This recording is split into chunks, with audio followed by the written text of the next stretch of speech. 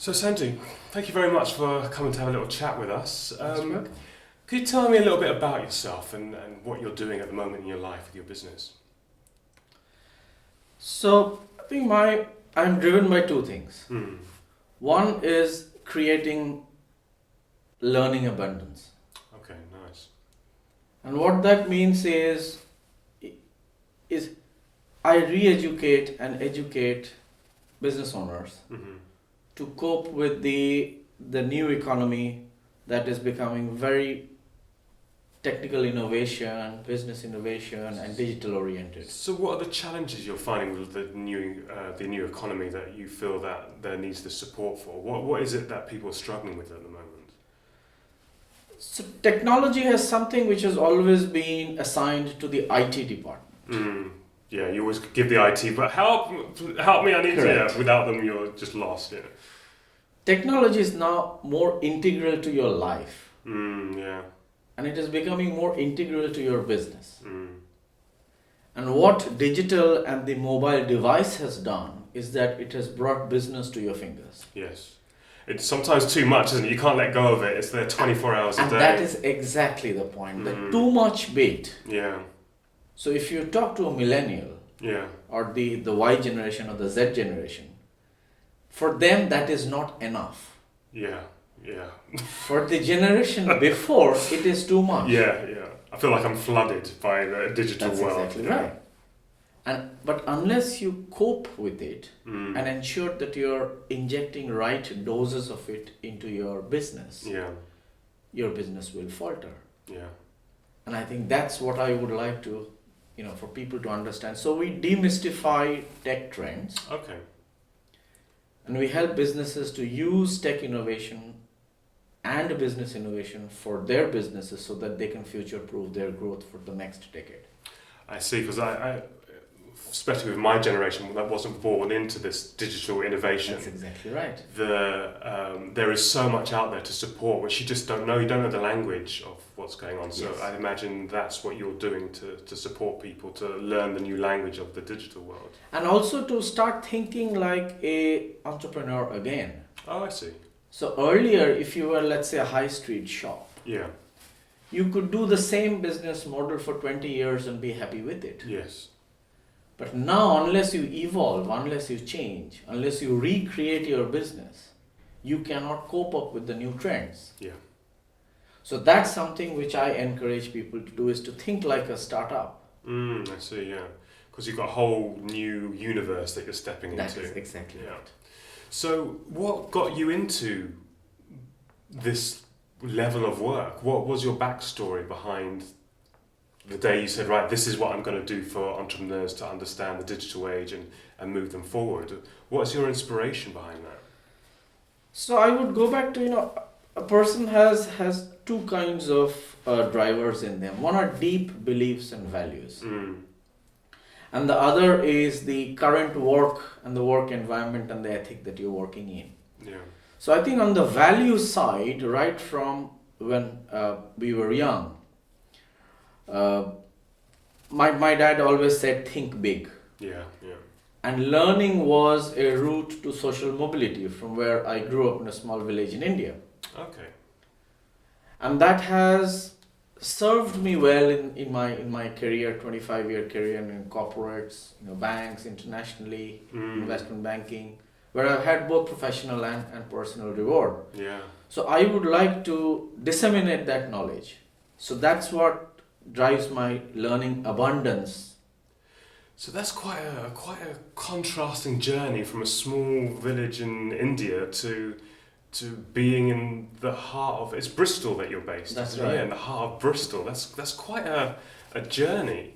What was your I suppose your impulse to leave India and come over to the UK? So I think there are two things, and again, this is the epitome of the new business world they're in. The new business world is essentially borderless. Yes, yeah. So there is so much of trade flow, thought flow, information flow that is happening across continents. It's interesting, isn't it? Because we've created the lines on the Earth. We've kind of mapped these out, and now we've created something else that the lines are non-existent. They're blurred. Yeah. They completely, and that's happened in UK, and that's the second driver, because the internet was born in the UK. So Tim Berners-Lee, he was the inventor of the internet. Yeah. He's a UK person. But also, if you look at the last 300 years, UK has been at the forefront of all the big innovations that have happened. So steam engine, electricity, the underground, engineering. In fact, there is a study which says that UK has the largest number of innovators per capita population. Is that right? That is a fact. Oh. Which I heard. Hopefully I'm part of that number. We all are. Yeah. We all are. Yeah. So that drove me, because I'm inherently an innovative and creative person. Yeah. And I like to evolve and change. So I thought UK would be a good place for me to come and settle. Yes, yeah. And also my wife is from Europe. Okay, so it makes it easier. That's exactly right. So, basing yourself in Europe, where is in Bristol? Where do you see yourself going with what you're doing now? What is the direction that you want to take your business in? The businesses that I work with are progressive SMEs. Yeah. And I've chosen the SME sector because I've been in corporates for all my life. Yeah. I think corporates have the wherewithal and the money to hire consultants who can come and do innovation for them and so on. But SMEs are the people who struggle with both the learning. And what area in corporate were you in when you were? So I was in financial markets. Right, yeah. I was in strategy. And I was in change consulting. Okay. So coming back to SMEs, so SMEs I think need help for two things. First is demystifying the trend. Yes, yeah. Because they are always busy in their business, doing the business. Because there's so many hats you have to wear as an entrepreneur. So sometimes it's difficult for them to come out of the business and take a look at it. So I help them to do that in a simplified way. Yeah. And the second thing is, as I said, sometimes people need an outside perspective on their own business. And say that the world is bigger, the world is changing. More importantly, how you can adapt to it. Yes, yeah.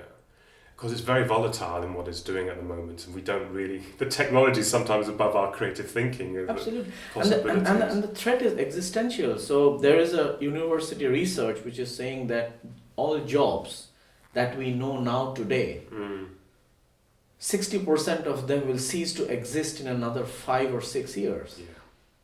So unless jobs, the way people do business, evolve, and that's what I take joy in, seeing that my clients have now adopted the future world. Yeah, yeah. Wonderful. Is there anything you would like to share with us about in more detail and what you offer, and explain anything that we might find a little bit difficult to understand? Is there something you would like to share with us? So the two things that I do is, or I help companies to understand and apply, are business model innovation and use of digital strategically. Right. To break them into more simpler words, a business model is essentially the attitudes of a company on how it serves, what customers it serves, how it serves them, how it organizes itself to serve them, and so on. Yeah. There is another, theory which says things like 4 Ps, or the matrices, and how you define the business. But essentially, it is how the business makes money. Okay, that makes it simple to understand. Yes. Yeah. And the components of it can be tweaked. Okay. And that's what I work with customers to understand their business model. And if it is either not working or we think it is not future-proof enough, we will throw it up in the air, and when it comes back, it looks like a different business that is more future-proof. It's almost like a magic trick. Up. I would love it to believe it way. It takes longer. But we always work on results. Yeah. And we are very results-oriented. In fact, we provide a results guarantee. Yeah, okay. So that's one part of it. The other bit of it is strategic digital. Now again, the common myth is that digital essentially means a Facebook post or a Twitter tweet, or going on LinkedIn and doing something. So people associate digital with social media. Yeah. I'm a little bit allergic to social media, so the more I can understand about digital. So then you're on my page. Yes, yes. Because I think social media is just one aspect of communication in a digitalizing society. Yeah. A strategic digital business model uses components of the digital economy. Yeah. So for example, there's a pricing model, and if you remember, a few years back, Microsoft Office used to be sold on a license basis. Yes, yeah. It is now sold on a subscription basis per month. Right, yes. I think Adobe's done that as well with their Creative Suite. So a subscription model is a strategic use of the digital economy. Yes, I've seen it. So use of strategic digital tools and the business model innovation, if we combine them, is my core offer to the market. I see. Nice and clear. I hope that Yes, thank you very much. clear. Well, thanks Sandeep for coming in and having a little chat and explaining what you do and the difference that you'll be making in the digital economy and the money and also the future-proofing businesses. So thank you very much. You're most welcome.